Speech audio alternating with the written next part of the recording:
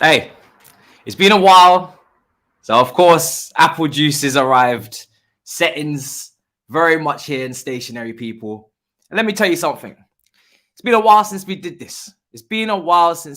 So I dressed up in velvet for you. Do you know what I'm saying? I got the Apple Juice. We got a lot to discuss, a lot to reflect on. Let's do this. Perfect.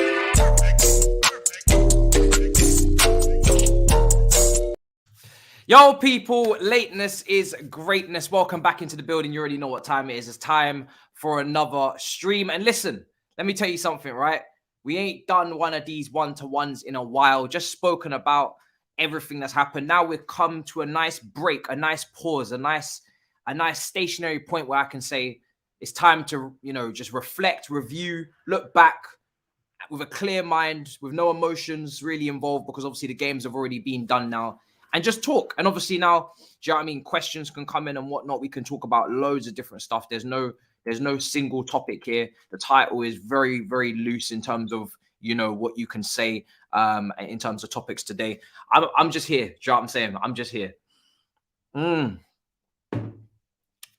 been a while since we did that. And I'm going to try and make some of the shows coming towards the end of the month, some of the live shows we've got even more special, considering they're going to be the last few. Like I said, this will probably be maybe my last solo stream on YouTube. The rest will be on Twitch.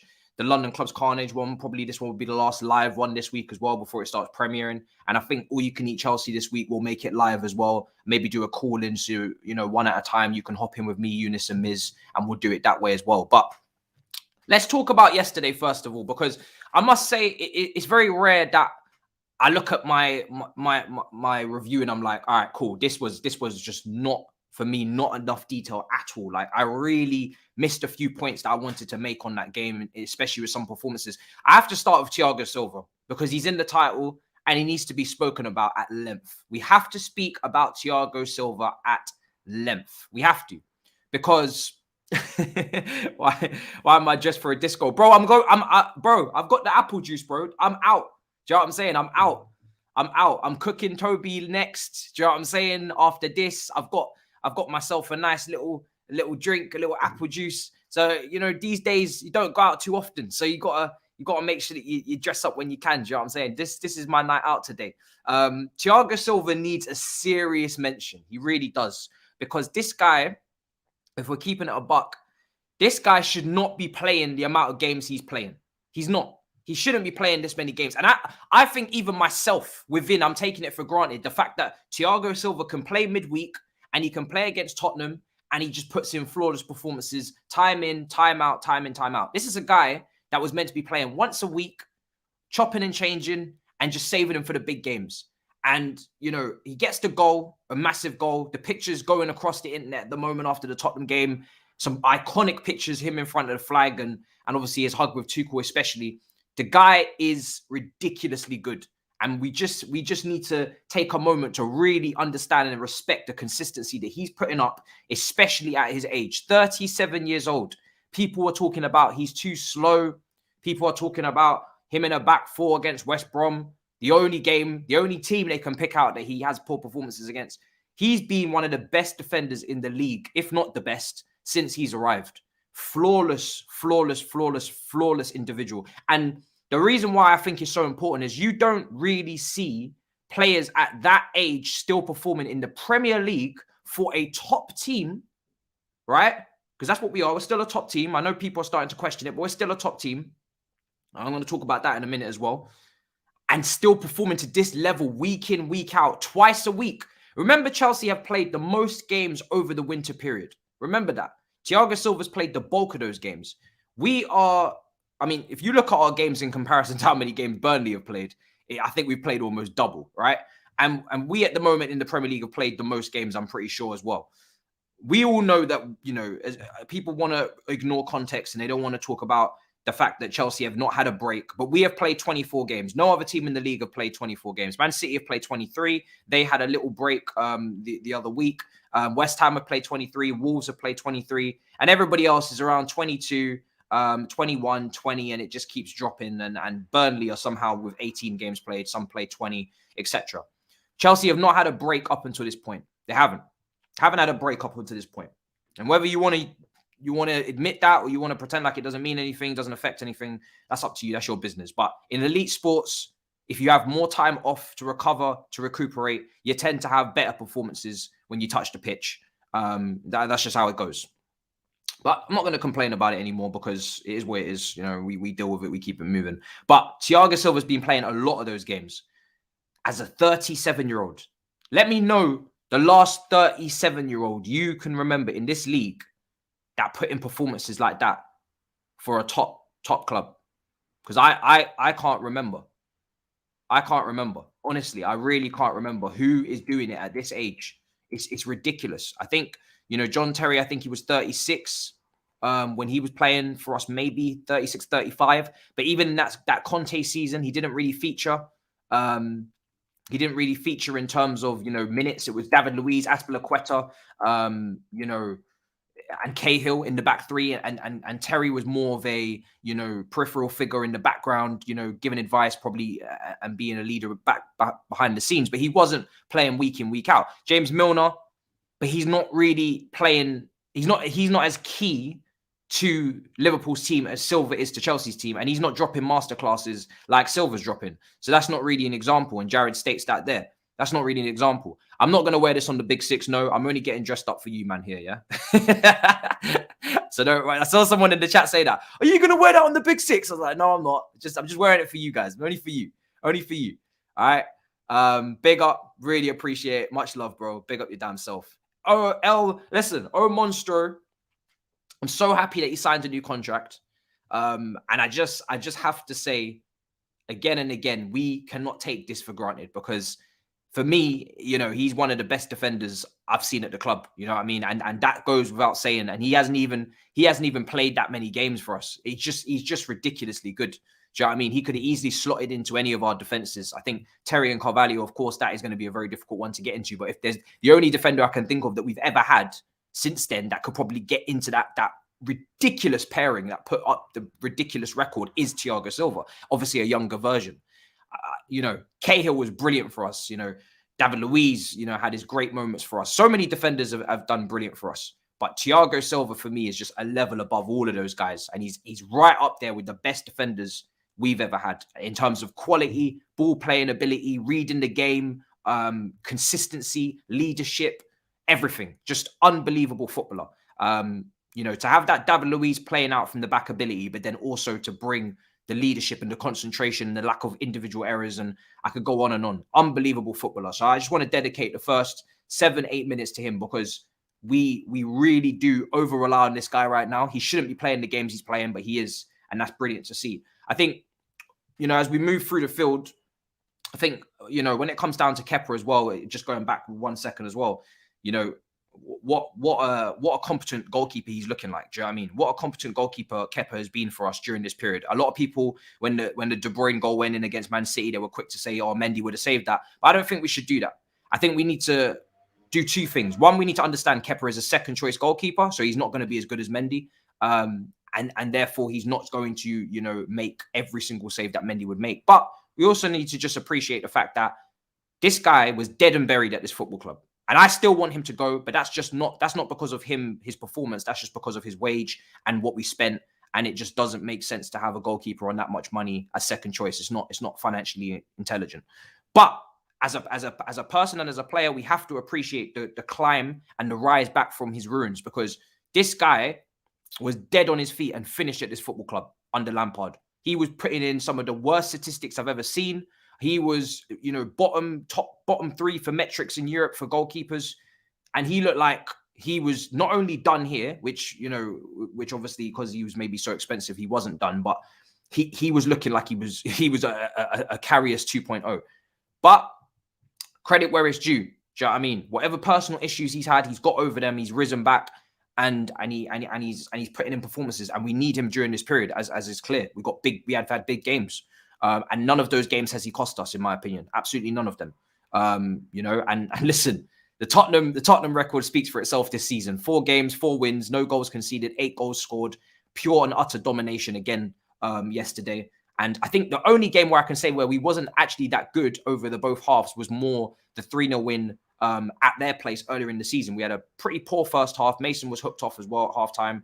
brought on Kante, I think, for a 3-man midfield, and then we went on to win the game. That was probably our worst performance against Tottenham, and we beat them 3-0, beat them by the most goals. So we've really taken that club to the trenches this season in terms of our performances against them.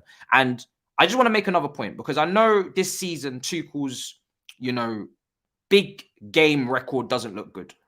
But I need you guys to remember, no defeats against Klopp in 3 games since he's joined. 2 defeats against Guardiola in 5, 3 wins. Okay, so Guardiola's a top manager, Man City are a top team. That can happen. And 1 defeat against Allegri in 2. Every other big manager, Conte, all wins. Zidane, Simeone, you can. I think there's one other guy that I'm missing out there as well, but just wins, just pure, just nothing but wins. So again, Tuchel for me belongs at that highest level with those managers. And yes, we've dipped throughout this period, and it's been poor. But I think if we were to get ourselves together over this next couple of weeks, he's been speaking about the team not having enough rest. Hopefully, after this 2-week break, we're going to see a rejuvenated Chelsea. This time last year, we had a 2-week break. I remember it well. We had Luton in the cup. We had Fulham around this time as well, away from home. Mason Mount scored the winner. We had Leicester away. And Lampard had that 2-week break. And we spoke about Lampard a year ago. You've got your 2-week break now. When we come back tactically, I'm hoping to see something different from this team. I'm hoping to see a team that can now fully function, whether it's a change of formation, change of setup, change of instructions.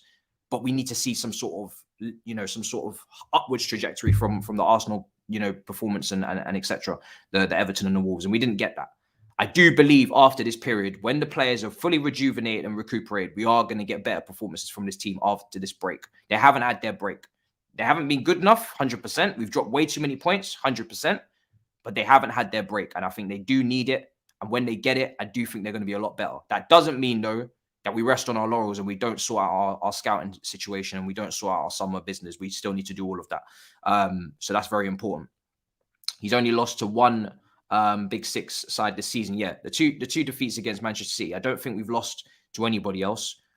Too many draws. I think we definitely could have beaten Klopp's team at least 1 time there. But, it is what it is.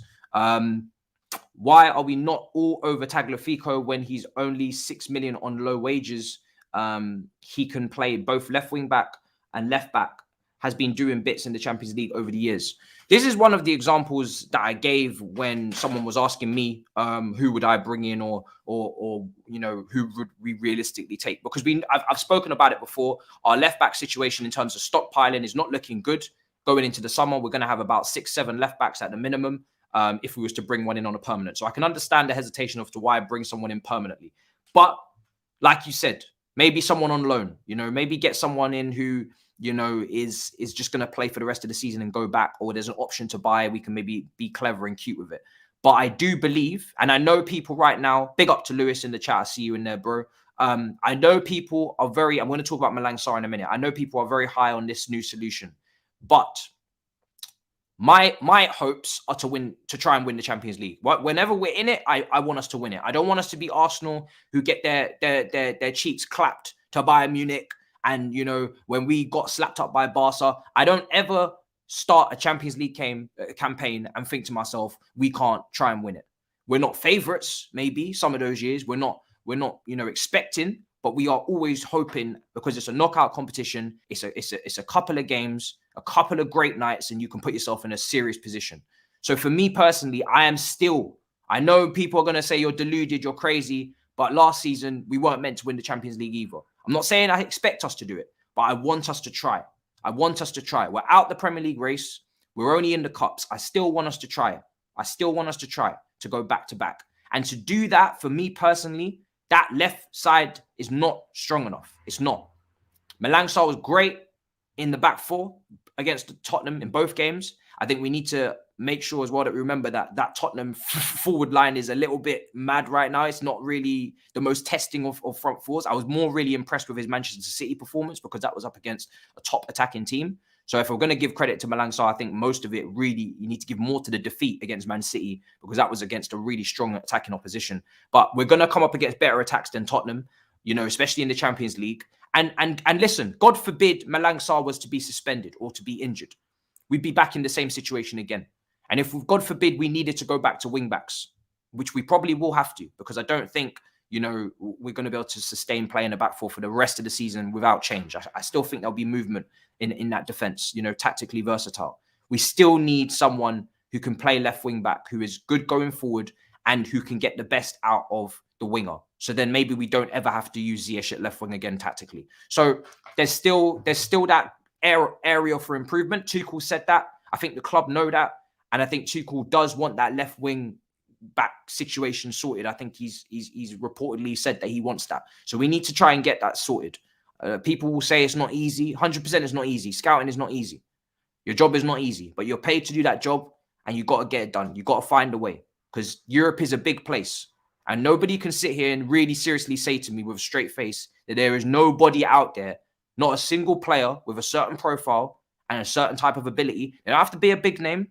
They don't have to be costing 50, 60 million. This is not FIFA, but there is players out there. There are talented players across Europe and we are a big club and we are a desirable destination. And we can make it worth a team's while, especially in COVID, if we give them a nice little, you know, fee for the loan with an option to buy. We was going to give, you know, Leon 4 million for Emerson. I'm sure there's some clubs out there that will take that 4 million for a player on a loan or something. So, you know, this is not like we're in a situation where clubs are rolling in the money. So we need to try and find some sort of solution because we're only handicapping Tuchel further. You know, that's all we're doing here. Super chat from Terry. Really appreciate it, bro. Listen, guys, any questions you got, throw them in. I'm just going to just talk and say whatever I've got to get off my mind. And then whenever you guys got a question, I'll stop and just answer your question. So there's no real like mad flow to this. It doesn't have to be mad organized. Terry says, recently subscribed. Great content. You deserve more than 20k subs. Your time will come, bro. Do you think we can win the title next season? I appreciate it so much. Thank you so much for the kind words. Really do appreciate it, Terry. Thank you so much. Do I believe we can win the title next season? If you want me to be completely honest with you, with the way that we're currently set up and with the way that our squad is currently structured, I don't think we can win it next season. I think for me personally, this season, and I wanted it to be a situation where we try and, you know, fugazi a title type thing. You were not favourites, but we've got, you know, the striker now. I'm hoping Lukaku is gonna do the business for us. And we got a top manager. And we've had that previously with Conte. And we're just going to just steamroll in. And we're just going to just get involved and try and scrape a title. But it seems, and it seems that we're going to need to plan a lot more than we have previously. For our previous title wins, we've always brought in the manager. The manager's come in. We've taken the title. We've bought a couple players. And we've gone in and we've gone out. And there's been no real plan, long-term vision, structure, you know, long-term path for like sustainable Premier League success. It's just been just bang, just punch for punch. We're in, we shock everybody and we're out. And the next thing you know, we're not winning it again. This time, with this quality of manager, I think we need to build it and we need to start turning over this squad. And I'm talking about, and the reason why now I say it's not going to, I just don't think it's realistic that we're going to get everything we need to get done in one summer. I would absolutely love it. I would listen, I would cheers, drink up. I would cheers to the heavens if, you know, we were to get everything we need to get done in one summer and we was to address every position we need to address and we were to move on some of the players in the peripherals of the squad that are deadwood players and we were to restructure it all. But I don't think it's realistic with the way Chelsea are run right now, the way that we are trying to use our finances and we're not trying to splash or anything like that. And then the way that we're also using the academy players to fund our first team for experienced or, you know, other talents outside of the club that are really sometimes a bit questionable in terms of the scouting, because the scouting is very questionable right now. I just don't think it's all going to get fixed. You know, we probably need to sort out some new scouts. We probably need to take a look at the giving maybe Petr Cech a bit more power, because I've liked Petr Cech's targets. You know, Tchouameni, Mendy was a big success, but maybe it seems like Cech doesn't have the same amount of power that we would hope. You know, maybe he's still collaborating a lot more than having that real authority, you know, DOF, you know, technical director, do as you say goes. He seems to be more of an, I think his official term is maybe more of a technical advisor. So he's more of an advisor. But is he, when you know, if we're going to say Petr Cech, you know, knows his shit and his targets look strong, when are we going to say, right, you're the guy, you work with Tuchel, you're the DOF or you're the technical director, you're going to be front and center, and then we're going to get you some scouts and you're all going to just, you know, structure your shit and that's it. But it seems like we're all having a lot of conversations and then people are throwing in targets that are not really as strong, and it's starting to be a fugazi, which is what really happened with the Saul to Tchouaméni situation. So for me, you know, I don't think next season is realistic. I'm not going to make us favorites depending on the window. If we have a great window and we do everything we need to do, then maybe I will. But I'm going to be a lot more. I've learned a lot this year. And I think when I look at I spoke about it on Big Six, Man City. When Pep came in, DOF came in before him, signings came in before him. They signed about 6-7 players. They turned over that squad because a lot of players were running out of contract. And they built the club in Pep's image. And if we are going to keep Tuchel for a long time, then we need to assess and understand what he wants to do, and we need to match the targets with that. But then we also need to make sure the scouting is on point, so we don't have to splash. I would love for Chelsea to not have to get the obvious player every time. You know, every single, you know, recently the players we've been linked with, you look at Lukaku, you look at Erling Haaland, you look at obviously the attackers we've already signed. You know, all of these guys are very well known, extremely well known to you, to the casual football follower. You know, we all know these players, and that's great because, you know, some of them are really good, like Tchouaméni, like Koundé. Some of these guys are really good. But where are the unearthed? Where are the unearthed targets? Where are the Aspilicuetas? Where are the Ivanoviches? Where are the Solomon Kalous? Where are the players that are a little bit less known, you know, and cheaper, but they just turn out to be great signings because the profile fits, the scouting is just ridiculous. Like we just found someone. Where is that? That doesn't exist right now, and that contradicts what we're trying to do, because we're trying to save money and we're trying to break even and we're trying to be self-sustainable. So if you want to be self-sustainable, you need two things.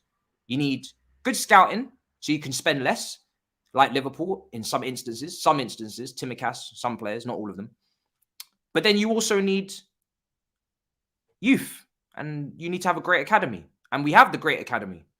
But the issue here with Chelsea is the players that they made mistakes on because of the poor scouting in 2017, 2018, 2019, they still have those players, and they're not sellable assets. They're not desirable players. It's not easy to ship Alonso. It's not easy to ship Barkley. It's not easy to ship Drinkwater. It's not easy to ship Bakayoko. It's not easy to ship Baba Rahman. I could keep going and going and going. We don't have desirable assets to sell. So what happens? Well, we need to make money, right? So we dig our heels in. We say, no, we're not taking that. We want more money. They stay on the books. They go out on loan. They come back. They go out on loan. They come back. Squad's too bloated. How do we make money? Gallagher, Brozier, Lamptey, Livramento, Abraham, Tomori, Gurhi. Not saying all these guys had to stay, but we're doing it backwards because of previous mistakes. And to clear that dead wood and start again in terms of just fresh start. Okay, now we're just going to work with a certain body of players, and now we're going to look to bring something into that. There would have to be some restructuring somewhere. And people, and I've got into a lot of arguments on Twitter over this. People will say to me, well, you know, you don't know what's going to happen yet. You don't know the details. I don't know the details. And in life, you never know the full context of any situation behind the scenes. So you could never really comment on anything. If you're not directly impacted, you can never really comment on anything in life. You can't comment on transfers not going through. You can't comment on a manager like Lampard being sacked. You can't comment on anything that you ever see in the public hemisphere that doesn't directly impact you, because you're not actually in the situation. You don't have all the details. But no one in this world is not giving opinions on things that they can't always directly link themselves to. So there's no point beating around the bush there. Everyone has always given an opinion on something without having the full context. I'm never going to sit with Mourinho and check. But the one thing I can see is that we've never had a manager under Roman for more than 3.5 years. Jose Mourinho. And that was at the beginning. So it's been more than a decade, nearly 2 decades. I've seen that. So how do we change that? Well, if we want to change that lack of stability, well, then something's got to change at the club, surely. Because, You know, we've never had stability. So something's going wrong in terms of having stability, right? That's just 1 + 1 = 2. Can't keep things the same and expect different results. Now, for me personally, the days of hiring and firing for us should be done with this manager in charge. I'm not saying you never sack a manager again. Of course, you have to sack managers that are not good enough. Lampard was not world class. You know, towards the end of his stint, I felt, you know, it's a bit too much now. Probably too early for you. Got to go. But if Chelsea want to build a scouting system, they want to build, and this is for the first team because the scouting system in the youth level is brilliant. Chelsea want to build a structure. They want to build under a long-term manager. Chelsea want to use their young players, right? They're very talented, Cobham, gifted young players. What do young players usually need to thrive? What do young people usually need to thrive in society, in life, in a home, in a household? Stability. Stability, stability, and more stability. New managers. That's not going to help stability. Change of tactics, change of information, change of direction, change of ethos, change of trust. That's not going to help stability. That's not going to help young players. That's not going to help Mason Mount. That's not going to help Reece James. It's not going to help Kai Havertz. That's not going to help any of these guys. It's not going to help them. You could put that into real life. Households, you know? If your parents split up, that doesn't help. It doesn't help your childhood. It doesn't help. These are the facts of the matter, people. And that is why I'm so gung-ho on stability right now, especially with this manager. Because I believe if you don't like this manager and you don't think this is the Pep Klopp level of manager, cool. I don't expect you to agree with me in terms of all this. But if you do, then for me, this is time to start talking about it. So that's just how I see things. That's just how I see things. No, I'm not buying an NFT. I had to mute John Terry on Twitter because I just couldn't keep watching them monkeys and apes and all this posting. I just, you know, it's just long. You know, Willian, Ashley Cole, Jody Morris, just every day it's a new artwork, or I don't know, bro. I'm just not asked. I'm not interested. I'm sick of it. So I just, you know, you just do you. I'm gonna unfollow because I didn't sign up for this, innit? I signed up for legendary posts and, you know, looking back at the title win and opinions on players and football, and I signed up for that. I didn't sign up for this. Every day there's a new ape or a new monkey on my screen and just join the club and well share. I don't give a shit. Honestly, I really don't care. So I just had to respectfully say, I'll see you in a bit. Big up for this super chat here. Too cool. Fans like the Tchouaménis, the Rices, the Koundés, the big names. Why scout when we have Broja, Livramento, Gallagher, Billy? What do we do with those? Well, listen, you know, any club, any top club, especially for us, you got to put partly incoming players and partly youth, or so if you want to be self-sustainable, right? We've got some great young players. They can be part of the first team. They've shown that they can deliver the goods. They've shown Champions League. They've shown in other clubs since they've left. Some of the players, they're ready to contribute. So those players can obviously, if they make their level, they can get involved. We've also signed some good players, you know, Thiago Silva for free, Ben Chilwell. So you want to add some players from outside as well. It's just about getting the balance right. That's all it is. It's all about just getting the balance right. And obviously as fans, we're always going to go to the big names.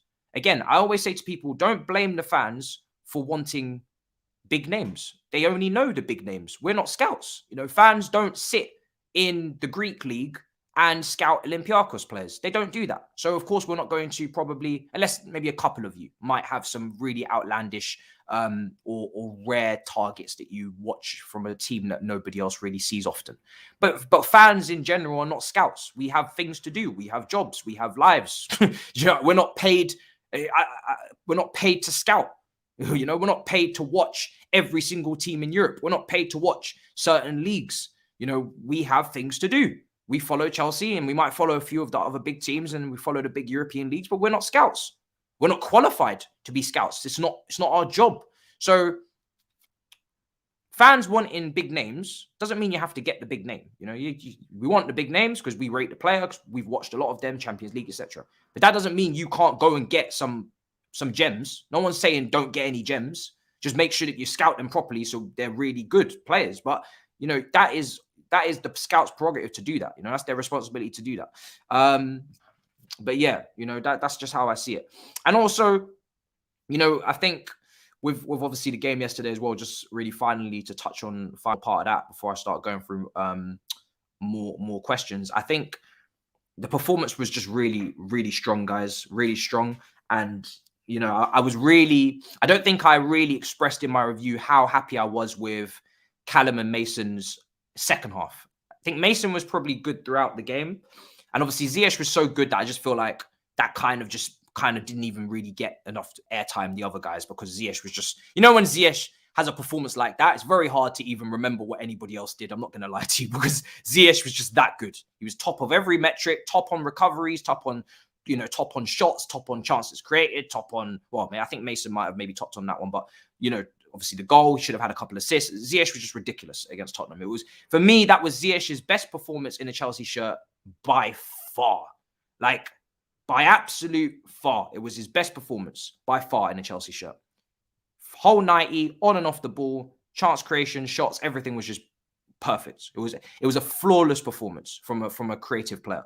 So Mason and Hudson-Odoi second half, especially Mason, you know, he created some really good opportunities for Lukaku, should have taken them, should have had 2 assists.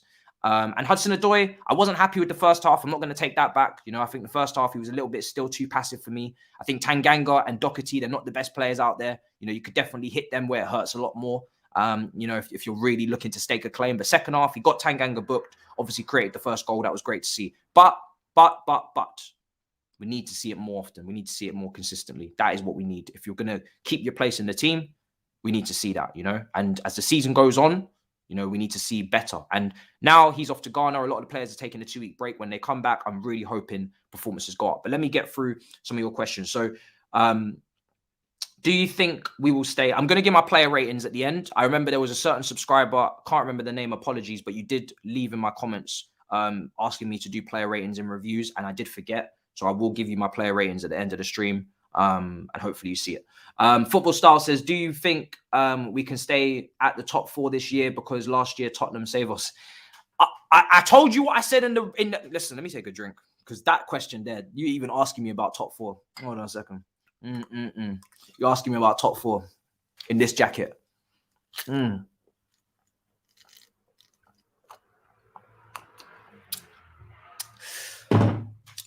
Let's try that again.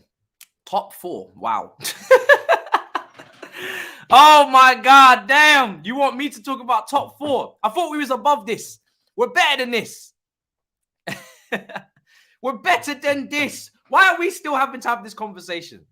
And I know why you're asking me, because it is a realistic question and it does need to be asked. But I told you in my preview, I will remain deluded. I'm not talking about it. I'm not getting involved in any of that scrap. We are too good. We've moved on with our lives. We've moved on. I simply cannot do another year of even thinking about top 4. We should have, you know, we should be above that, moving forward, prospering, you know, making progress, all the P's, you know, pushing P, as they say. All the players are using that emoji now. You guys seen that? The P, the blue, they all love it now. They're all using it. We see you. But we really shouldn't even have to have this conversation. But unfortunately, we do. Do I think we're going to make top 4? I listen, 100%. If I didn't think that, then Jesus Christ, we have to have a whole other discussion about this season. I think we're going to make it. And for me, personally, we need to make it comfortable. You know, 3rd place at a minimum. Keep up with Liverpool and try and keep the gap there. And if we can claw it back, then great.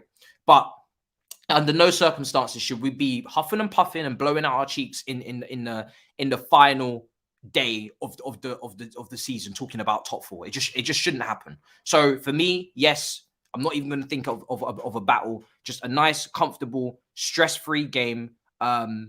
In terms of all that, I'm not going to give my Plymouth lineup because it's too early, and you know how I am, Alex. I don't like to give lineups too early because anything can happen. There can be injuries, and I haven't. It's not even in my head. I'm not thinking about Plymouth because it's 2 weeks away.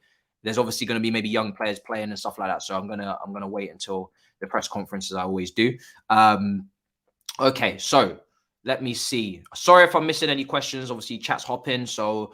I'm trying to see any of them I can, but I'm going to scroll back up. Obviously, then there'll be new chats as well. So Big up to everybody. Smash up the likes. Again, it's just brilliant to come chat to you, man, directly. It's lovely.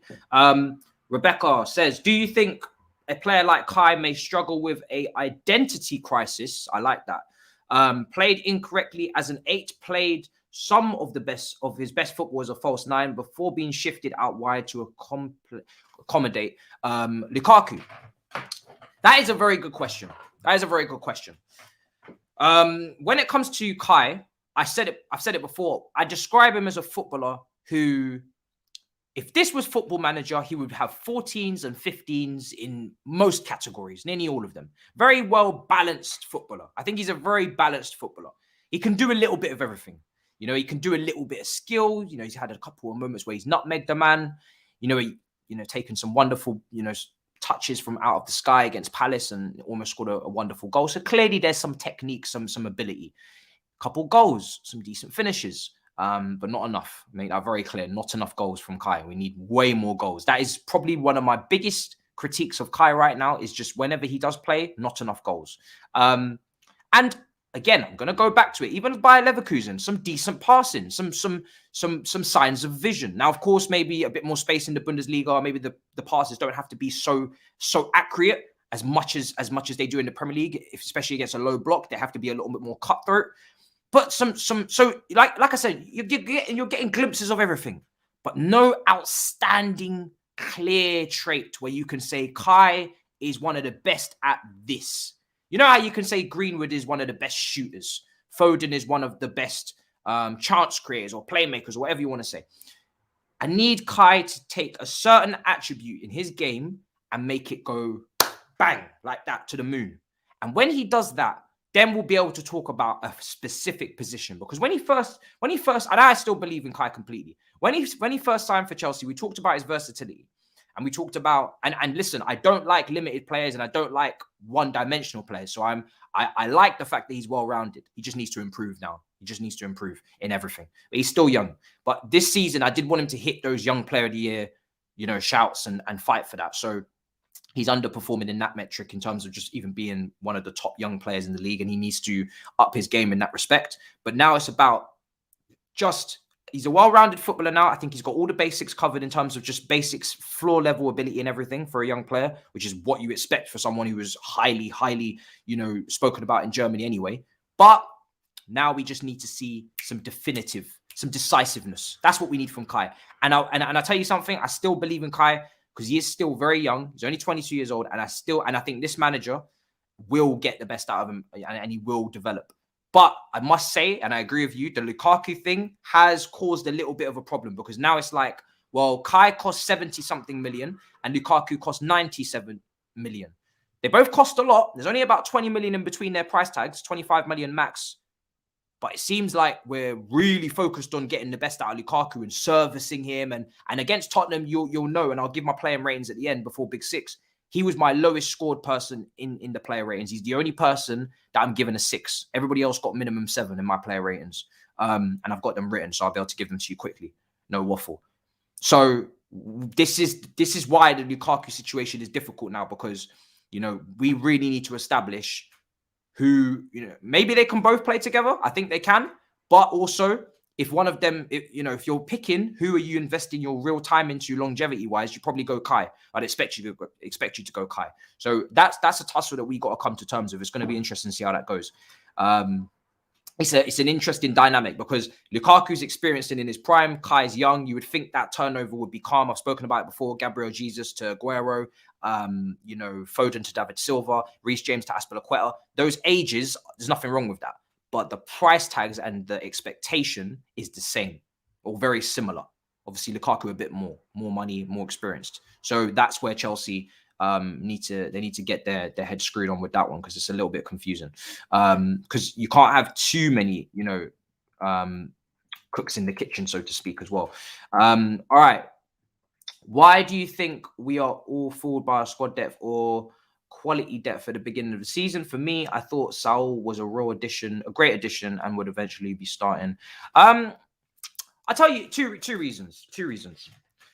One, because Tuchel is a man that is showing that he can get the best out of almost anyone or everyone. The only players that you would say, or majority rival fans will say, is the attack, right? The attack. But apart from that, from the midfield backwards, the whole thing is improved, right? So obviously, therefore, the depth that comes in, we think, okay, well, the manager's just that good that he'll be able to raise their level and make them better.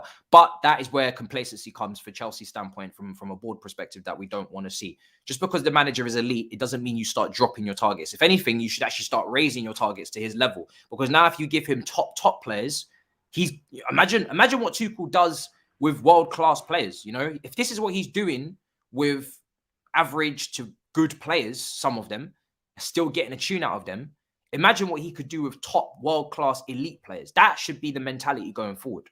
And, you know, when it comes down to Saul and Loftus-Cheek, they were obviously 4th and 5th. So we probably just didn't think we was going to have to use them as often as we did.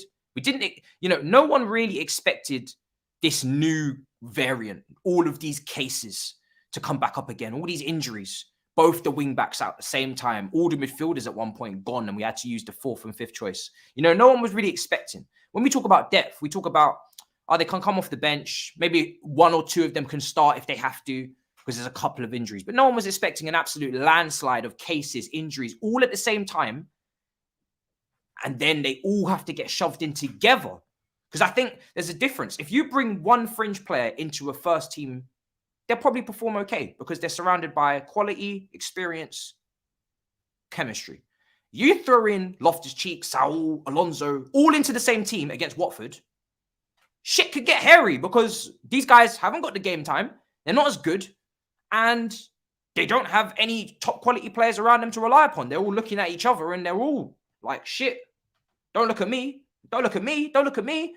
That's the problem. When you put too many of them in at once, they're going to be worse. And that there is where we talk about the difference. And, you know, and that is the difference for me as well. But obviously there is quality there. There's a lack of quality there as well. In certain areas, there needs to be a lot more quality. Would you take Goossens for Alonso? Listen, I'm very hell-bent on letting go of Alonso in the summer. I've been hell-bent on that for the last few summers. You guys that follow me will know that. Goossens is one of the players that I had on my list a couple months ago on a video. And I think when it comes down to Goossens, you know, obviously he's obviously going to want to be first choice. What I keep saying is we don't know what Chilwell we're going to get. We just don't know. We don't know if Chilwell is going to be fit to be a starter. Now, on top of that point now, if Ian Maatsen comes and has a great preseason and really shows that he's ready to be a first team player and Tuchel wants to use him, go for it. Go for it. But we do have to be careful about Chilwell because the injury he's had is very serious. And we've seen with Hudson-Odoi, with Loftus-Cheek, although different injuries, when they came back, it took years for them to get back to their level. We do need to remember that. What I don't want to happen is Chilwell comes back and everybody puts this pressure on him to perform immediately. And then he's still getting back up to speed. And because we don't have the player in this position that we need, then now Chilwell, we start asking questions and we get a little bit impatient with his recovery. His recovery is very important to me. Very important. He's a very athletic player who plays in an athletic position, and his assets are his athleticism. Of course, he's got other traits, but the dynamism, the speed, the intensity of his runs is what is so key to Chilwell's success. And that has been massively hampered with his injury. And people need to get with that program very quickly. They do. And there shouldn't be a thing where, oh, well, you know, we don't want to have uncomfortable conversations when he's back. Okay, fine. If you don't want to do that, then find someone who can play on both sides. So maybe that's not Goossens. Maybe that's not Guerrero. Maybe, you know, there's other players. Go and get a wing back then who can play both flanks, who can play on Chilwell's side. So then if Chilwell recovers, then Chilwell's fine and he has an opportunity to get back in if he works for it. And if he's not fine, we have the player. And then we've also got cover for Reece James. This is why you've got to have multifaceted, I know you hate that word, but I'm going to keep using it. I find it hilarious. Multi-dimensional individuals. You need players that can play in 1 or 2 positions that can cover you in different. Cancelo is a prime example of that, ladies and gentlemen. You need Cancelo to play left, he'll play left. You need him to play right, he'll play right. You've got 2 spots covered now. Say Reece James, a Cancelo, obviously never going to happen, but someone like him and a Chilwell. Now you've got 3 very experienced players, top players in 2 positions, and one can play both sides. Azpilicueta was exactly that years ago. Right back, left back, right side, centre back. Every team needs someone who can do, you know, a couple of positions. Essien, before Azpilicueta, another player. DM, box-to-box mid, right back, sometimes he played. Another player that was top quality who could play multiple positions. You need that. Because once you get that, then you've got some cover. And once you've got some cover, you've got some protection. And then you can put in an Ian and Matson after that, etc. And then you've got 4. But then if Ian Matson's not quite ready, I don't know, you make a decision or you put in your makeshift left back. And remember, Tuchel's system is very fluid, very modern. People interchange, they take up different positions.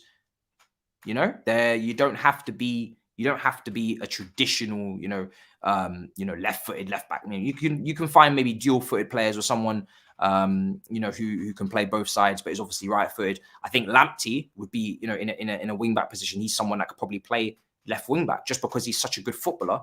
From what I've seen, him going forward, his dribbling, his ball control, I wouldn't have any major qualms with Lamptey playing left wing-back for us because I think he would just, yes, it wouldn't be the same. It's never going to be the same. Cancelo doesn't run down the left wing and cross with his left foot, but he brings something different, a different dynamic because he's a good footballer. And that's what you need. Let me take a little drink. I'm going to get the comments up.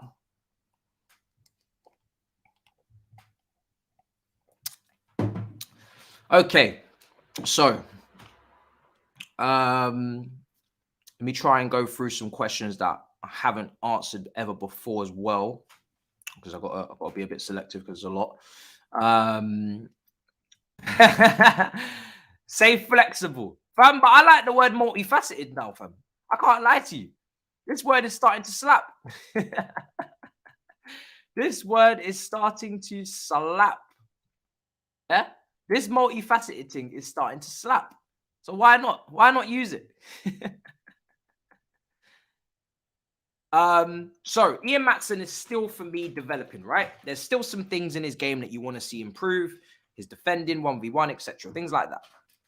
Aerial duels as well. It's a little bit short. But Levi Colwill, for me, I think he's blitzed that league to a point where I think he can be in the first team squad next season. I think he's the Tomori when he was at Derby, player of the year under Lampard, and he came in, replaced David Luiz, and he was that rotational defender. Trevor Chalobah this season was the rotational one as well. And I think Colwill can also come in and be that rotational. If we keep Rudiger, and I really hope we keep Rudiger, because that's another player I want to talk about. His runs yesterday, I said it so many times, he looked like he was running late for the bus. The brother was just on some next thing.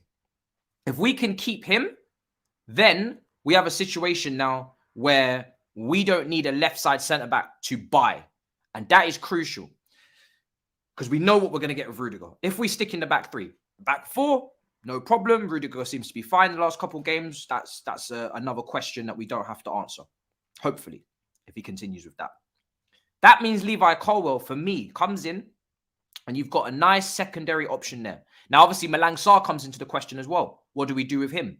You know, do we get an offer? You know, we have to be realistic here. We didn't sign Sarr for any money. If you want, you know, Sarr didn't cost a penny. Now, he's definitely worth a minimum 15 million now, I'd say, at his age and some of the performances he's put in. And just really outright, he should have been worth minimum 10 million just off the bat. So he's probably worth about 15 million now. If somebody comes in and says, we want to sign Malang Sarr for 15 million, will Chelsea take it? With all of the things I've been talking about prior, with not having maybe valuable assets in terms of people wanting Barkley, people wanting these fringe older players, they may look to a couple of young players to sell. Nobody wants to see Brozier go. I can probably say that quite factually there. No one see, so no, I don't think anybody wants to see Gallagher go. So someone's going to probably end up going. If you want me to keep it a bean, keep it 100 buckaroonies, somebody's going to go. Somebody's probably going to go. So who it is an interesting question. But some young player that we like is probably going to be sold for money because someone's going to want one of our young players. Factually, they're just that good. Someone's going to bid, and we're going to think about it, and someone's probably going to go because, you know, selling the experienced ones, which is what we want, some of the fringe players, it's not easy. Nobody wants them. So I want Colwill in the team. I think Silva's got one more year. I would love Levi Colwill to learn under Silva and Rudiger for 1 year, especially Silva before he goes. That would be my ideal situation. And I think there was some quotes on Colwell talking about that he can play left back in some recent quotes. I seen that somewhere on Twitter, that saying that I think he maybe used to play left back or used to play further forward or something. So he wants to be an expansive ball playing centre back who can go forward and obviously step into midfield, etc. So watch that space on Levi Colwell. He could be, him and Malang Sarr, if we do switch to a back four. Say Chelsea, there's so many things that could happen. Say Chelsea get a DM and Tuchel says, right, I've got my DM. Now I want to switch to a back four as a primary formation. I'm sure we'll still use the back three sometimes, but as a primary formation. And you say to yourself, well, Malang Sarr maybe has played so well, he's going to be my second choice left back. Who knows? He may say that. And Colwell's going to be my second choice left side centre back in a back four. And they can both flip. But I'd probably say Sarr is probably better for left back because I think Colwell's taller and better in the air, and Sarr would be your secondary left back. That could happen. So Colwell could be your second choice left side centre back in a back four, and Sarr could be your second choice left back. This could happen. So then there may be no room for Ian Maatsen. We don't know. So that area there is a lot of young players. I don't think all of them will stay. Maybe 2 out of the 3. So it's an interesting one. It really all depends on preseason when they come back, how much they impress, and things like that. Thoughts on Saul? Sorry. For me personally, I'm not gonna champion this move. Because if he comes in, that means we lost Rudiger, and that is a downgrade immediately. So I'm not going to champion this one because I don't want him to be here. I would rather Rudiger to stay. And yeah, that's as simple as that. So that's my preference on that one. I don't think we should be. I think that's the direction we should have to go in. You should just really hopefully that Rudiger just signs. Yes, Ampadu. Ampadu's having a very good season. And he's played in a multitude of positions. I think sometimes he's played right back, sometimes he's played DM. So Ampadu is quietly, and remember, you have to watch out for these quiet ones. You have to watch out for these quiet ones because Trevor Chalobah last year was a very quiet one as well.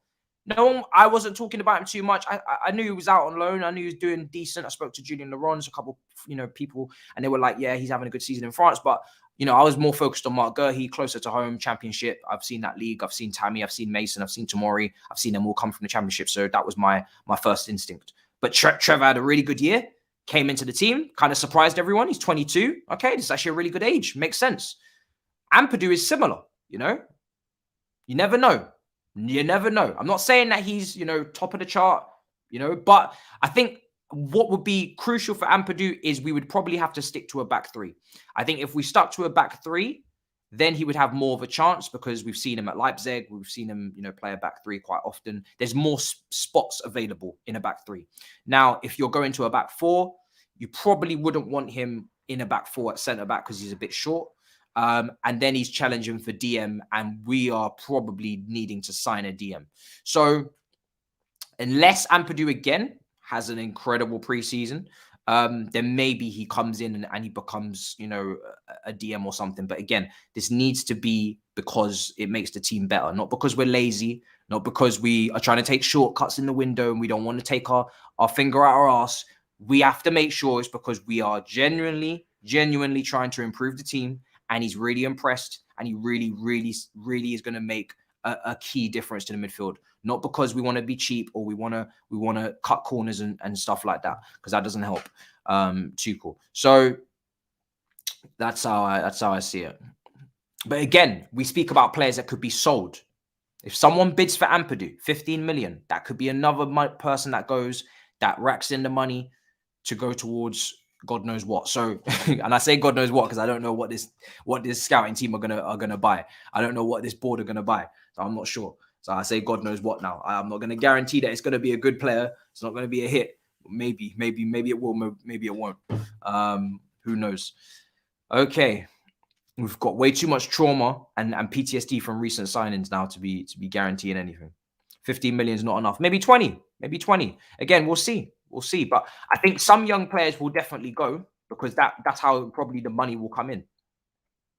I thought we solved our problems with Kennedy. Take a drink. Every time something like that's being said, I'm going to take a drink.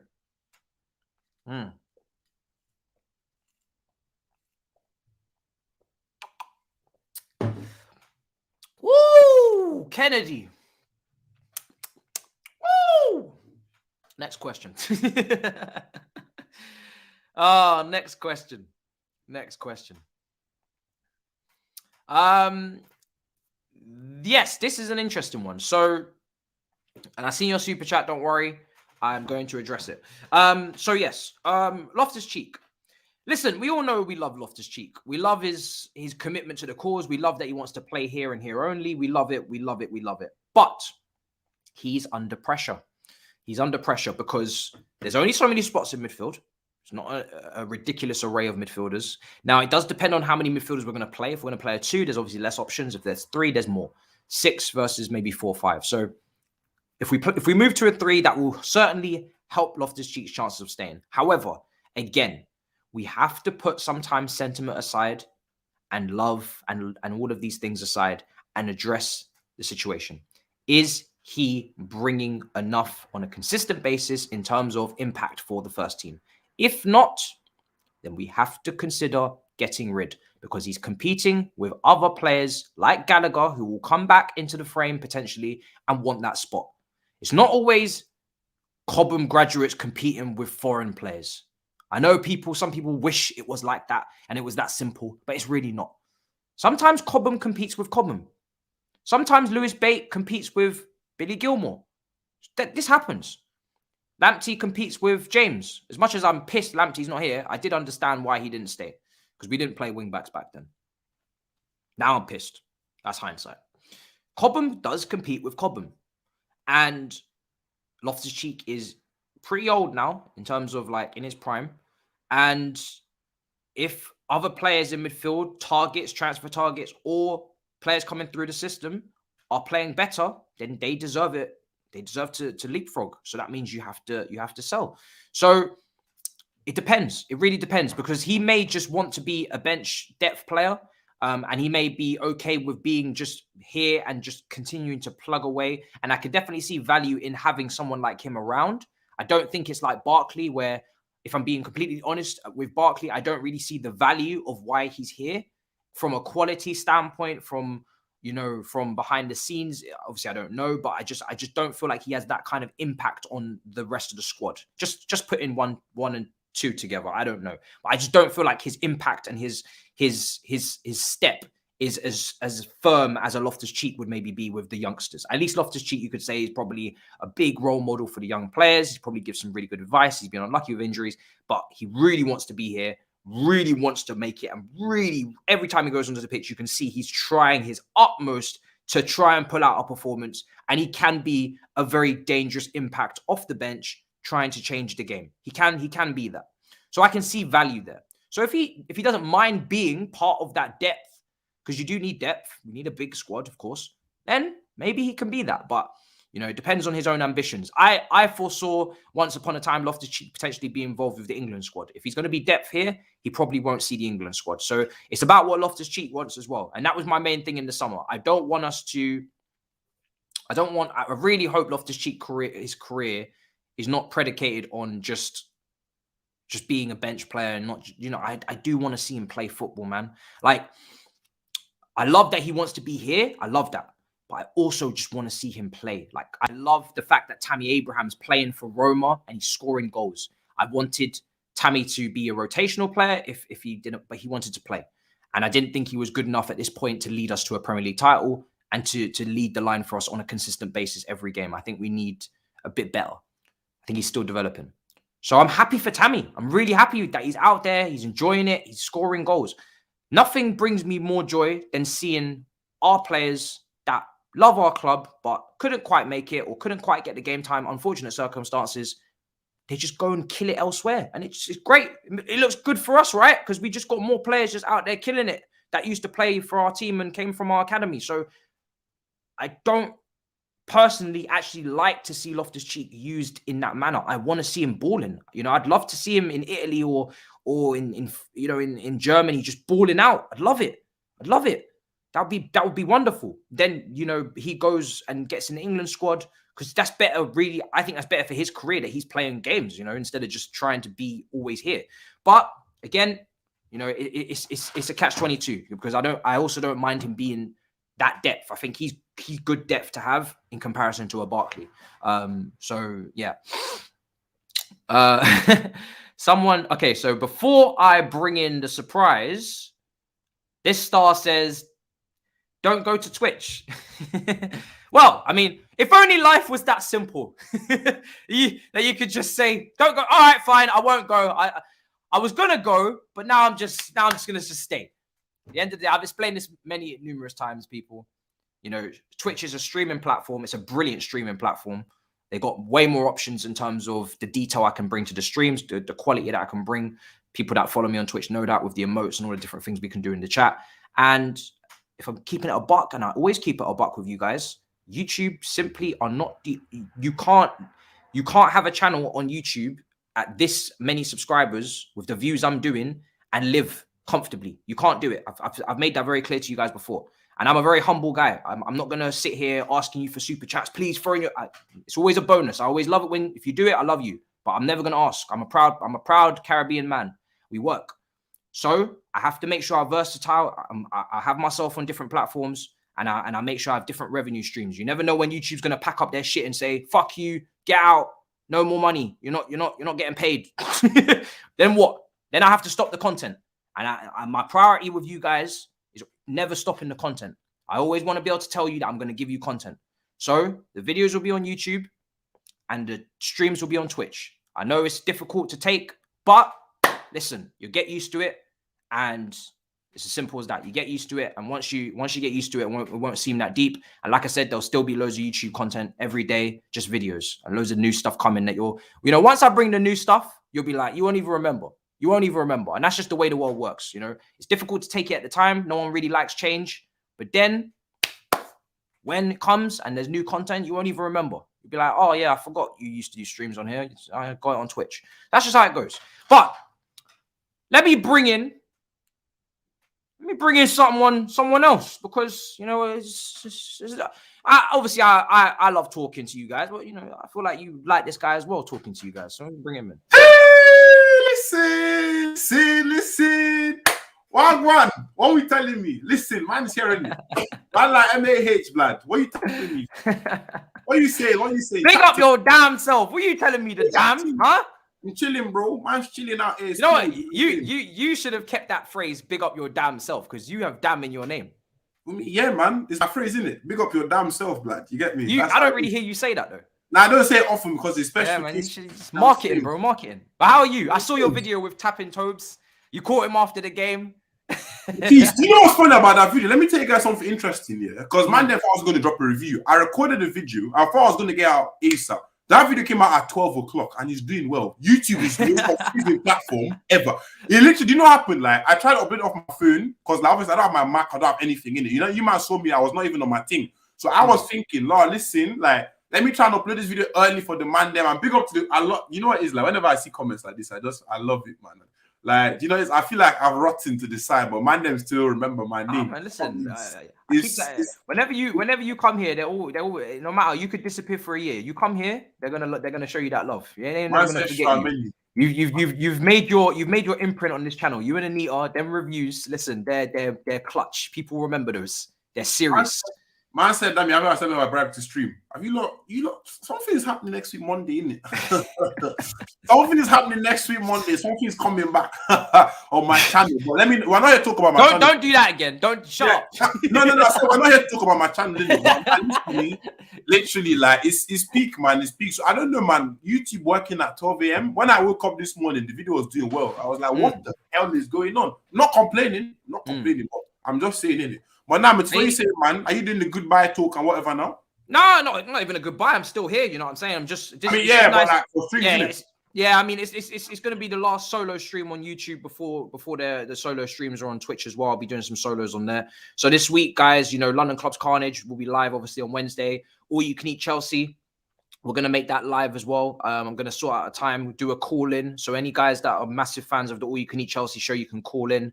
We're going to have one at a time. You can ask or talk with me, Eunice and Miz, really get you guys involved in the show. That'd be a lovely way to do the last live there. And obviously any breaking news on All You Can Eat Chelsea going forward would then obviously be on Twitch. So when they're live, obviously the any premieres and any videos, they're still here. So that and we've kind of been adjusting, guys, anyway, as we've gone on. We've kind of been doing more videos and less streams anyway. So it's not as bad as how it was before. But anyway, we was just really going through questions. There's been some serious questions. I have to ask you actually the same question. I was just speaking about Loftus-Cheek. Where do you see him right now in terms of his overall contribution to Chelsea? And because he's kind of gone missing again. Like, is he injured or what? I haven't seen him in a while. I can't lie. The thing is, like, we both said this about Loftus-Cheek before the season started, man. Like, honestly speaking, like, for me, like, as much as I'd love to see him trying to play here, clearly he's not really a set in stone sort of thing for Tuchel, innit? So, like, honestly, he's 26, big man. He's fit. He's fitter for longer than he's ever been in his career. Big man, move to another club and sort out your life, man. And I don't mean that as, move off. It's more like, I want to see you flourish. I want to see you succeed. I think Chelsea, you're 26, big man. I think it's dusted. I think it's done, except Tuchel. It looks highly unlikely. Do you know what I'm saying? Like, you'd expect Jorginho, Kovacic, Kante, that Loftus-Cheek could maybe get a string of games there, but Loftus-Cheek is coming on instead. And I don't think he's injured. He doesn't have Rona. Do you know where I'm coming from? So at the end of the day, like, I don't know why you're drinking that drink at that comment came up. Or literally, I don't know one of them situations where I'm just like, listen, I feel like Loftus-Cheek, I'm not addressing that. You should behave yourself. But literally, one of them ones, I'm like, yeah, you know what, leave it, man. Leave it. Just leave it. Just leave it as it is. Do you know what? Yeah, when some of these games have happened and we used to do our review streams, I was thinking, and don't worry, guys, I promise you, Dami and Nita, the show, it's coming back. We've had a couple of delays dealing with a certain brother who sold me a couch and the legs are a bit wonky. Now I'm trying to get a refund. What happens behind the scenes, you have no idea. Don't worry about it. You know, I meant to have gotten the second episode or something. I know. But and then the artwork as well is moving mad through Gazy as well. Like, the artwork is meant to be done, but it seems like we're gonna have to find someone else to do it. So trust me, we are working on it. It's just, you know, you're relying on other people to get certain things sorted, and it's not happening as quickly as we hope. But I've been watching some of these games, right? And I've been thinking after the game, if we did a review stream, me and Dami after Ziyech's goal, there would have been the comments. The comments. And but you know, it's Matisse. Like, for me, it's like yesterday, because you know I was at the game, innit? I can't lie. Yes, if you follow me on my backup account, that's why I usually talk about the game frequently, innit? Because you know you can't be spamming your main account. You know what I'm saying? That's not smart. I was literally giving Ziyech propaganda before the goal. I was like, look, today, you lot know I'm on the Ziyech thing, but today he cooked. He was hardworking, very, very efficient, very, very nice at what he was doing. But in the grand scheme of things, that when the actual goal came, bro, that was beautiful to watch. It was so beautiful. But then you man are asking me for my opinion, brother. Nothing has really changed like that. We knew he could do that. We wanted to do it consistently. When he does it for the next 6 to 12 months, I will hang up my agenda, bro. Because the mistake a lot of people make in the fan bases, they feel like all these things are personal vendettas. No, he's a Chelsea player. I want him to succeed. Do you know what I'm saying? So if Ziyech starts succeeding, I will swallow my pride instantly. You lot know me. I'm the most shameless individual on this platform. Let's keep our book. I'm more shameless than anybody. As we start speaking about Ziyech's performance, the king of Hakimi, Habibi Prop, Miz enters the chat. Big up, Miz. Big up to Miz, man. So much love for this man. So much love for this guy. I need to see him in real life. I was doing the watch along, Dammy, and I rang him. I rang him mid. As soon as the goal went in, first person I thought of was Miz. I was like, Miz. Miz right now is juggling, doing a madness, dashing equipment, whatever. Anything could be happening. I said, I need to ring Miz. I need to check that he's okay and he's happy and he's, you know what I'm saying? He saw what I saw. Because when I watched the goal, bro, what view did you have of it? Because I couldn't believe it went in. I was like, what? From me, how did I see the goal again, you know? I think second half. How did your Spurs? I was sitting in West Stand lower on the other side. Yep. So the way I saw it, like obviously, so we're attacking the other end, innit? We're attacking. I think that's Matthew Harding. Yeah, we're attacking Matthew Harding, innit? So I saw it from West Lower, bro. The way the ball, it was from my perspective, fam, that thing was fam. You know that was why normally you tweet. I couldn't even tweet about the goal because I was. I didn't tweet about the goal either. I had no time for that. Because I was so excited. Do you know what I mean? Like, I was about to put, I said, bro, That goal was magnificent, man. And in real life as well, it was something good. It was brilliant. It was brilliant. It was brilliant. It was something else, man. Man said they didn't celebrate the goal. I celebrated like a shameless individual, man. Can't lie about it. Bro, you can't, bro. I put my reaction to the goal on TikTok because my watch-along viewers were saying that it was that funny. I honestly was just, I broke the chair. I couldn't believe it because the goal was just so good. I broke the chair that I was sitting on in my watch-along. Like the leg snapped. Like I fully had to fix the leg midstream. And I put the reaction on TikTok because I just thought it was funny. But I could not believe that he scored the goal that I finally had been asking for him to score. You know them YouTube comps, the goal against Valencia for Ajax. Everybody's seen that screamer. And then the one at the bridge with the wide free kick that beat Kepa. And we just was like one screamer. If it doesn't work out here and you do go or whatever happens, because his future is so undecided and it's been like that the whole time he's been here. And he still does need to, be that starter, consistent 27-year-old in your prime, playing like that week in, week out. 4 out of 5 games, that's what we need from you. 3 out of 5 minimum. But that goal, man, that just felt like, okay, cool. I feel like I've seen something now that I can be like, all right, cool. I've got something to remember. It was against Tottenham. It was his best performance in a Chelsea shirt by far. Bro, this is like, when Ziyech was on my wing, innit? When in the first half, bro, one thing I've never denied about Ziyech, he's a hard worker. He works hard. You know what I'm saying? Like, I've never denied that. Yeah. But yesterday's game, he was working extra hard, bro. Yeah, extra hard. The fact that, because the thing is, like, Callum, he allowed Ziyech to cook so much. People don't appreciate it. Obviously, like, Callum's end product yesterday was poor, but then from a tactical perspective, the fact that he allowed Ziyech to operate in so much space on that side. Callum was taking on so many players on the left-hand side. Tottenham tried to create overloads on that side. And Callum, it was because there were like 5 Tottenham players in that Callum area that he played the ball to Ziyech exactly with the space. And the thing is, when Ziyech started popping them off, you check my backup account, you see there, I said, look, Ziyech is starting to pop these things off. I feel like this is the day that you're going to get a pattern. And boom, 47th minute, top bins, bro. Loris was stood in the net. It reminded me of when Czech was rooted, when Papi Cisse took the shot. Remember that? Yes. That was what it reminded me of, man. That was crazy. It was a really good, man. Top tier. That was crazy. Actually, so Ziyech's goal or Kova's goal? Oh, shit. In it. Ziyech is... All right, put it. I'll put that to the chat as well. Ziyech's goal or Kova's goal?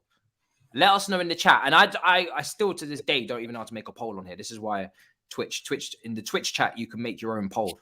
The people in the chat, I think the mods, they can make the poll if they want as well. This is very difficult, man. They're divided. Some people are saying Kova, some people are saying Ziyech, not even close. You need to watch both goals again, innit? Like, I would recommend watching, because the Kova's goal was a while ago now. So I would recommend watching Kova's goal and then go and watch Ziyech's goal and just watch them back to back. So then you're not clouded by recency bias. Just in case you are. People feel, but I'm not going to lie, I don't know. It's difficult. Because you know what? Kova was a little bit off the ground when he scored. Bro, like, both his feet. Bro, he was off the ground. He was moving backwards. Yeah. Okay? He was off.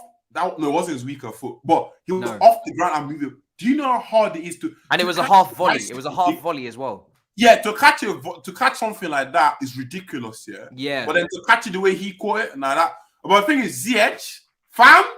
Oh my! You know what it was? Do you know what it was? I think Kova's goal was more difficult to score. But Ziyech, it hit that part of the goal where you're just like, it doesn't get any better than that. Any sweeter, in the literally the ball. Like some photos that were released after, the ball was like right in the top. Like, you know when people edit them freestylers, they edit the goal in it and they just do a little hand movement and they put on a green suit. And they just carry the ball to the top corner and it's right in the top corner. And then they obviously edit it out and whatnot. Yeah, people do that, by the way, if you didn't know. Ziyech's goal looked like it had been edited because it was just right in the top corner. But then, like you said, Kova, very difficult. So in the stadium, that thing caught everybody. That I don't think I've seen a reaction that wild at Stamford Bridge. Do you know what I'm saying? For me, Like Hugo Lloris didn't move, like you said. Bro, like, you know what it is that when you watch it back, when I watch it back on the big screen, bro, for me, it's like nobody. Because the thing is, Lloris here, in his head, he calculated that it was going to go over. That's why he stopped. In his mind, it was like, that's gone. Yeah, those are the top 2 goal of the season contenders. Clear. I don't. Mason's against West Ham was very good. I think it's underrated that he caught that on the half volley. It's not the same level. It's not on the same level, but it was very underrated how he caught that half volley right in the corner. Like against, that was a very good goal from Mason. Very good. But yeah, these 2 for me are on another level, and I think I don't know. I need more time. I'm not even trying to be that guy that just doesn't answer the question, but I really fucking loved both of the goals. And what makes it even more difficult is the fact that they were both scored against top teams. So it's not even like it was up against a poor goalkeeper or there was loads of time and space. It was up against 2 top teams and there were 2 big goals. So that, that's not easy. That's not easy. So yeah, I'm very, very torn on that one. It's good, very good question though. So yeah, I mean, what was I going to do for the last 10 minutes? Oh yes, player ratings. So I remember a subscriber in the chat, and this is going to be the last part of the show. Big up to you guys. Sorry if I didn't get to your questions. It was honestly, obviously going to be impossible for me to get to everybody's question, and I did have a lot to say as well. But obviously, follow me on Twitch if you want to see more live content coming up in February. From February the 1st, I will officially be doing live content, only live content on Twitch. All the videos, pre-recorded stuff, podcasts, long form content, all that kind of premieres, all the pre-recorded stuff that is not live will be on YouTube and will still be given to you every day, no problems. Live content, watch-alongs, live shows, all on Twitch. That's the best way I can explain it. And my social media handles are there in the banner because some of you have been asking about TikTok and Twitch and what are the ats. All my ats on every single platform are the same. It's a blessing, and I have managed to secure them all on all platforms. Instagram, TikTok, Twitch, they're all the same app, so it's not hard. If you got me, Matisse Armani on anything, just type that anywhere and you'll get the same thing. Player ratings. I'm going to go through my player ratings. And now that you're with me, Dammy, because obviously Big Six starts in 10 minutes, I just want to know if you agree or disagree, and that would be brilliant as well. Because because I did player ratings. I ended up doing it for the byline, and I think one of my subscribers did ask for player ratings as well, and I forgot to do it in the review, unfortunately. So I gave for the game against Tottenham, I gave Kepa an 8. And I explain why. Now, some people are maybe going to take that down a bit. I don't do halves. I just went with whole numbers. I think Kepa made 3 saves. 2 of them were in the box. And I think that's a very important thing because his reactions for a goalkeeper that didn't have to do a lot, but then when he was called upon, had to do something serious. I think that's the way I would describe his performance. And I think for as much worry as people may have had going into the game, Kane, long shots, he dealt with everything he had to. But, some people are saying agreed. Some people are saying nothing special. When you keep a clean sheet as a goalkeeper and you have to make some saves from inside the box, I think you deserve that credit. But what would you go, Dammy? What would your rating be? Bro, I can't lie. Like, there were times when Tottenham were in and about and clear, and I was like, hey, you pause. And then Kepa came through and locked it off. My 8 is good. I agree with 8. I'm not going to talk too much because obviously Big Six is like 8 minutes. So I'll definitely take 8 straight up, yeah. Malangsar, I gave a 7. I think he wasn't as noticeable as he was in the previous Tottenham game where his aggression with Lo Celso, and he obviously was a lot more of a aggressor in that game. But I still think he was solid, obviously, coming in for Alonso. And he also suffered a really nasty challenge in that game. And I think for him to continue from that challenge, I think he did really well to do that. What's your rating for Sarr? I'll probably give him 7.5 because he defended on my side, didn't it? I saw him defending. And from a tactical perspective, he was the only one Tuchel didn't have to call over when it came to because he called everyone. I'm not saying that others were bad, don't get it twisted, but he did his job to the T. Do you know what I mean? Yeah. Down to the very last dot. So 7.5, 7, yeah, definitely was very good. He was very, very good, yeah. Yeah, I'm really happy with him in the back 4, actually, at left back, especially next to Rudiger. I think those two, I mean, obviously it was Silva last game, but I think that's why the performance last week was better with Rudiger next to him, because those two... Sorry, real quick. Someone said that Sarr refused to overlap. That was part of the plan.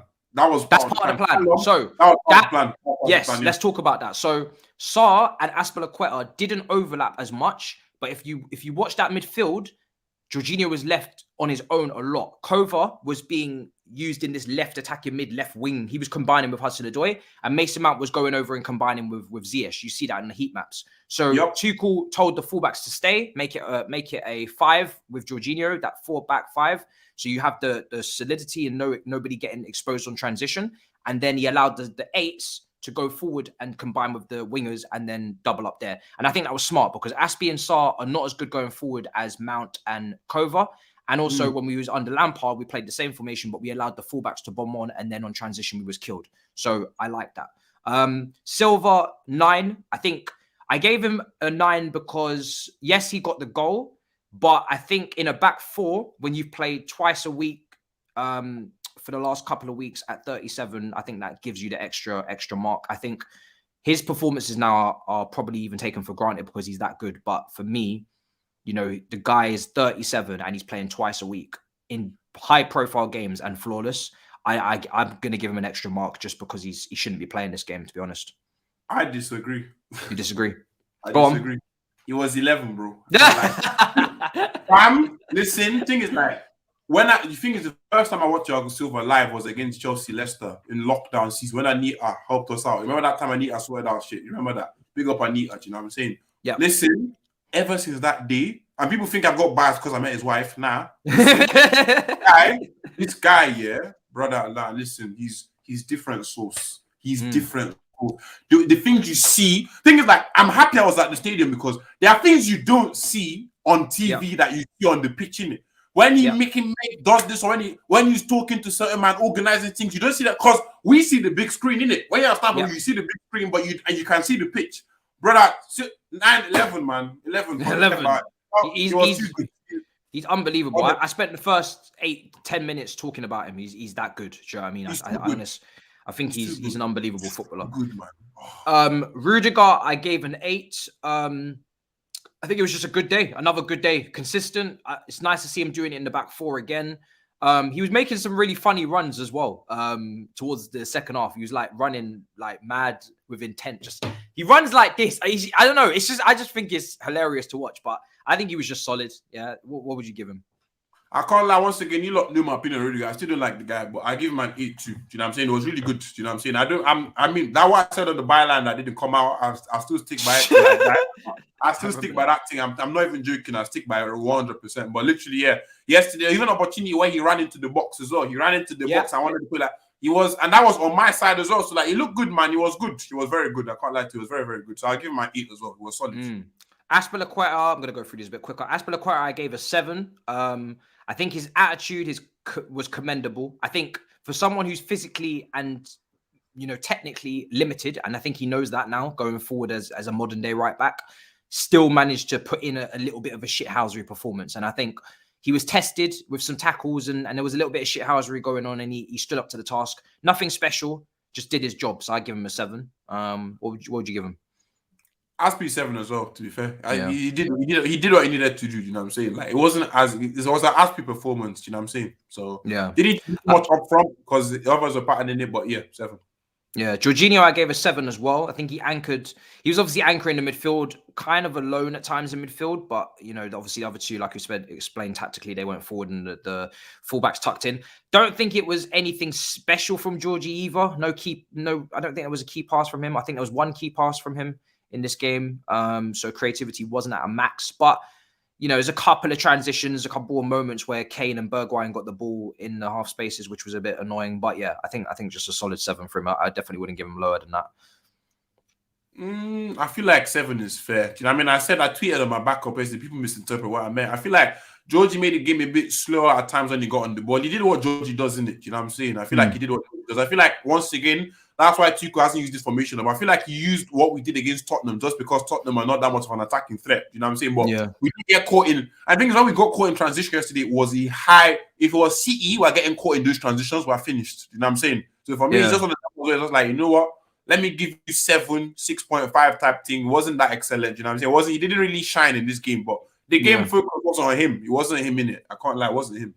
Yeah, Kova, I gave a 7 as well. I didn't have much to say on him. I think he just did his job tactically. Obviously, went out on that left wing to combine at times left attacking midfield and did his job. I think that's quite a simple performance from him. Mason is more of a discussion for us. 8. I think Mason, in my review, I was disappointed. I didn't give him as much credit as I wanted to. I think because Ziyech was so good, I just didn't really get to pay attention to Mason as much, which is normal. If someone has a masterclass like Hazard against West Ham when he dribbled past everyone and scored, it's difficult to then talk about other forwards because, you know, one guy just blitzed it. But Mason was good. Mason should have had 2 assists, but he got 1. Lukaku, obviously, with the missed kick, that was embarrassing. We got to keep it moving faster, Got to keep it moving. Yeah. Ziyech, we've spoken enough. I don't think that's self-explanatory. That's a 10 out of 10. Unbelievable performance. The guy was ridiculous. We've spoken about Ziyech enough on this stream. Everybody knows that one. Hudson-Odoi 7. First half, a bit quiet. Second half, got Tanganga booked, got the assist. Tactically was brilliant, but I feel like once again, end product. That's what people are going to remember. Do you know what I'm saying? Like, it took Ollie, big up to Ollie, man, explaining the tactical bit, reminding me that, look, listen, tactically, Ziyech doesn't cook because of, if Callum didn't do what he did. But when it comes to the end product, everybody remembers end product, bro. He nearly some players in the other side of the pitch with that cross he attempted. So once again, we need to up the end product, bro. But yeah, 7 is fair, innit? He's fair. Second half he was much better, but you know, when you're playing against Tanganga and Doherty, I'm expecting you to cook them from the first half. Do you know what I'm saying? It's really what you should be trying to do. And Lukaku, I gave him a 6. He had a moment. Huh? DNF. It wasn't that bad. He had a moment where he spun a defender and he got a shot away. But if I'm going to keep it a buck, I did a lot of there's a lot on Lukaku. You see that? That's a lot. Yeah, there's a lot to say. And these are my notes because Lukaku, his movement in the box, and I'm being nice with the 6. His movement in the box was so poor. The crosses were coming in from Ziyech. The crosses were coming in from Mount. The movement in the box was very static. Not finish DNF.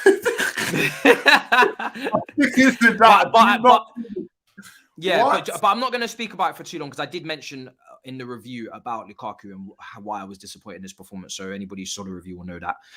But yeah, listen, we're going to wrap up. I'm going to go to the big 6 now. 1 minute won't kill.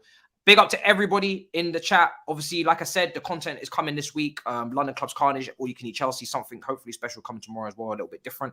Dammy, let them know, bro. And big up to you for coming on, bro. Let them know. Man. Listen, the Grandad Minute, you know what I'm saying? That's all it is still across all platforms. Let's keep it stepping. Matisse, good, you're a big 16. I'll watch you, man. I see you. Better cook Toby, man. I didn't cook him on my review because I felt bad for him. But listen, good cooking, man. Go cook the guy. Go cook him. There you go. 100%. Well, listen, big up. Bless up. Thank you so much again for the support. And I will see you guys. Let me see. About extending times on live stream. I was going to say that to you as well, personally, but that's a good point. You should keep them longer, innit? So, but other than that, keep it stepping, bro. Let's keep it stepping. Extending. Oh, what? Stream for longer? How long the streams stay up in it? You know they don't stay forever. Yes. So what? Yeah. Now that I'm officially a partner, they will be up longer. Yeah, I think the time is expanded. Yeah, on that deal. So no problem there. But yeah, big up to your damn selves, and I will see you, man, literally on Big 6 right now. So let me allow myself to take off this fantastic robe and put in something a little bit more threatening for Toby. Goodbye. In a bit, people. Peace.